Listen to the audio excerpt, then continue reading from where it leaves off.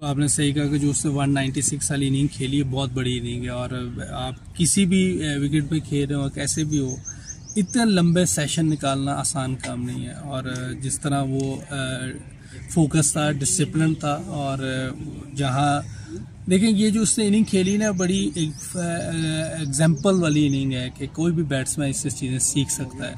इसलिए कि जहाँ रन्स वाली बॉल आ रही थी वो उस पर रन्स कर रहा था, अगर वो उस पर रन्स नहीं करता तो प्रेशर ऊपर आना था जिस पे विकेट गिर सकती है। लेकिन उसने, और अब्दुल्ला को भी क्रेडिट जाता है कि मेरा ख्याल चौथा पांचवा उसका टेस्ट मैच होगा, नया लड़का है, इतना टफ मैच था, इतना प्रेशर था।